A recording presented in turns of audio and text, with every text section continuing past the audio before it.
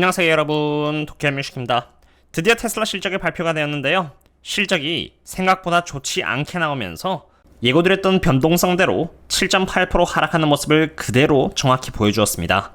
실적이 발표되기 전 유튜브에도 그렇고 멤버십 분들 상으로 하고 있는 텔레그램과 여기 네이버 프리미엄 컨텐츠의 경고를 드린 만큼 결코 불탁이라면 안 된다라고 분석을 드렸는데요. 저와 함께 오랜 기간에 걸쳐서 함께 투자를 이어나가신 분들의 테슬라 평단가는 150에서 200달러대로 주식을 늘리는데 적합한 시기는 모두가 비관적일 때와 이렇게 저평가일 때인데, 어제 실적이 나오기 전을 기준으로는 유튜브 커뮤니티를 포함해서 제가 활동하는 대부분의 커뮤니티가 테슬라의 실적을 매우 좋게 보고 있었고, 매번 말씀드렸듯이 테슬라는 이렇게 고평가였으며 테슬라가 위치한 수급 현황이 여기 레깅 쪽에 있지 않으며 콜옵션은 이렇게 265달러에 해칭을 잡아놓음으로써 정말 모 아니면 도의 상황이 일어나고 있었기 때문에 오히려 이럴 때는 불탁이라는 시기가 아니라 시장과는 반대로 조심해야 하는 시기이며 혹시나 하는 상황에 대비해서 현금을 대비해야 한다라고 분석을 드렸습니다. 그리고 결국 실적이 나왔는데 많은 투자들의 기대감에 반해서 테슬라의 실적은 생각보다 안 좋은 결과를 보여준 것입니다. 투자라는 것이 항상 그렇지만 안전 마진이 가장 높을 때는 여기 이때처럼 모두가 비관적일 때이며 그로 인해서 주가가 저평가를 받고 있었던 때이고요.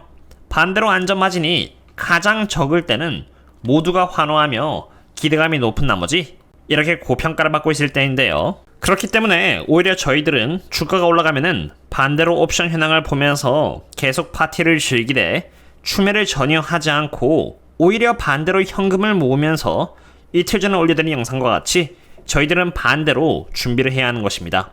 그리고 준비를 해왔기에 비로소 이제 또 한 번 더 엄청난 기회가 왔다라고 봅니다. 이제 여기서부터 어떻게 대응을 하냐에 따라서 매우 저렴하게 테슬라의 수량을 늘릴 수 있는 기회로 지금 봉착한 위기를 바꿀 수 있을지가 결정이 납니다. 하지만 그러기 위해서는 지금의 상황을 그 누구보다도 객관적으로 파악을 해야 하는데요. 그렇기 때문에 제가 저희 멤버십 분들 상으로 매번 숙제를 공유드리는 테슬라 리서치 게시판에 내용 일부를 공유드리고자 합니다. 우선 지금 현재 실적을 보겠습니다. 우선 그림과 같이 이렇게 실적은 그렇게 좋지 못했습니다.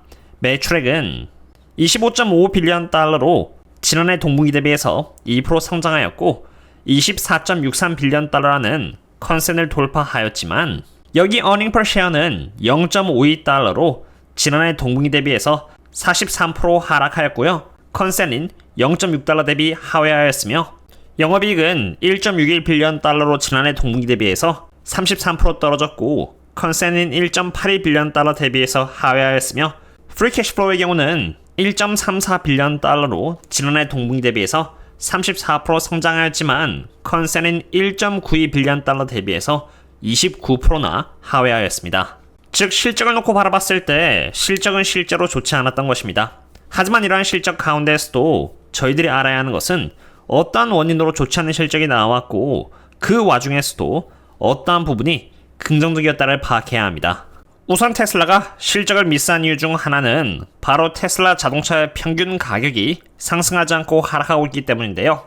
여기 Blended Average Selling Price라고 해서 이 부분이 상승하지 못하고 이렇게 계속 하락하고 있는 상태로 이게 올라가지 못하면은 아무리 테슬라 측에서 원가 절감을 한다고 하더라도 마진율이 개선되기가 힘들어집니다. 이 부분에 있어서 개선이 되어야만 하고요. 그 다음은 영업비용인데 매출액에서 원가 비용을 빼고 영업비용을 빼면은 영업이익이 나오기 때문에 영업이익의 수익성을 판가름짓는 것이 바로 영업비용입니다. 그런 만큼 매우 중요한데 테슬라 컨콜에 의하면은 AI 프로젝트에 의해서 영업비용이 증가를 하고 있다고 밝힌 것처럼 실제로 영업비용은 이렇게 상승하고 있는 것이 확인이 되었습니다. 그리고 또 다른 이유는 테슬라 출고량의 하락인데요. 그래도 25년 1분기를 시작으로는 실적이 많이 개선될 것으로 판단되는 만큼 나아질 수 있다고 봅니다. 그럼 실적 상승에 기여했던 부분을 한번 보겠습니다. 테슬라 실적에 있어서 기여했던 부분은 여기 Regulatory Credits로 이번에 꽤나 많이 증가했음을 볼 수 있는데 실적에 기여를 하긴 했지만 이 부분은 사실 원래 비즈니스 모델의 외적인 부분으로 이쪽 분야에서 너무 의존을 하면 안 되는 부분이고요. Regulatory Credits 기여를 했음에도 불구하고 실적이 좋지 못했다라는 부분은 조금 아쉬움으로 남습니다. 하지만 그래도 기대되는 분야는 바로 에너지 제너레이션 앤 스토리지 쪽이었는데요. 여기 매출 총이익을 보시면은 꽤나 큰 폭으로 상승했다는 것을 볼 수 있습니다. 매출 총이익이라는 것은 매출액에서 원가 비용을 뺐을 때 잡히는 부분인데요. 매출 총이익이 이렇게 크게 상승했다는 것은 마진율이 그렇게 나쁘지 않다는 것을 의미하며 어닝콜에서도 에너지 쪽의 성장률이 자동차 쪽의 성장률을 뛰어넘었다라고 할 만큼 빠르게 성장하는 분야라고 봅니다. 물론 에너지 쪽이 매출에 기여하는 부분이 여기 이렇게 보시는 것처럼 사실 10%가 안 되기 때문에 당연히 성장률은 빨라야 한다고 보고 있고요. 앞으로도 꾸준히 좋은 성장률을 보여줘야만 하겠습니다. 그리고 어쩌면 실적에 있어서 제가 개인적으로 가장 좋게 봤던 부분은 바로 원가 절감 부분으로 여기 자동차 쪽에서 이 cost of the revenue 쪽을 보시면은 계속 하락하고 있는 상태임을 볼 수가 있습니다. 테슬라가 자동차 값을 인상 혹은 인하하는 부분은 얼마든지 변동시킬 수 있으나 사업적으로 이렇게 원가 절감하는 것을 구축하는 것은 상당히 어렵습니다. 원가가 절감된 상태에서 테슬라가 자동차 값을 서서히 인상시켜 나간다면은 마진율 회복하는 것은 시간 문제가 될 것이라고 봅니다. 지금까지 실적을 통해서 테슬라가 잘한 부분과 못한 부분을 알아보면서 지금 현재의 실상에 대해서 파악을 했고요. 이제 미래에 대해서 테슬라가 어떻게 전망을 했는지 또한 봐야 하는데 여기 밑에 또 내용이 많이 있지만 그 부분은 다음에 기회가 된다면 다뤄보도록 하겠고요. 그럼 이제 무엇을 기준으로 대응을 해야 하는지 한번 보고자 합니다. 우선 가장 먼저 밸류에이션입니다. 테슬라는 실적 발표 전 기준으로 지금 68.26배의 프라이스 OCF를 받고 있는 상태로 4년 평균 멀티플인 여기 47.20배 대비해서 매우 고평가를 받고 있는 상태입니다. 그런데 지금 테슬라의 주가는 7% 빠지고 있기 때문에 여기 주가를 의미하는 이 검정 색깔 부분은 떨어질 것이고 68배 수치는 당연히 하락하게 될 것이라고 봅니다. 하지만 여기서 중요한 것은 이번 실적을 통해서 앞으로 애널리스트들의 컨센이 어떻게 변화하느냐입니다. 여기 이 부분이 바로 애널리스트들의 컨센인데 이번 실적을 통해서 만약 이들의 컨센이 하락을 하게 된다면은 테슬라의 밸류에이션의 기준이 되는 여기 주황 색깔과 파랑 색깔의 지표의 위치가 올라가지 않고 하락을 함으로써 테슬라의 주가가 이렇게 하락을 했지만 여전히 동일하게 고평가가 될 수도 있기 때문에 저는 이러한 부분에 있어서 어떠한 변화가 있을지 매우 잘 지켜보고자 합니다. 그리고 그러한 부분들을 텔레그램과 넵콘의 테슬라 리서치 자료실에다가 멤버십 분들 상으로 꾸준히 업데이트를 드리고자 합니다. 그리고 그 다음 부분은 바로 수급 현황인데요. 테슬라가 위치한 섹터는 여기 컨슈머 디스크레션 인덱스로 지금 위크닝 쪽에 있지만 지금 프리마켓 기준으로 7% 정도가 하락하고 있는 상태이고요. 그에 따라서 미리 분석드렸던 대로 내일쯤이면은 레깅으로 갈 확률이 매우 높아졌습니다.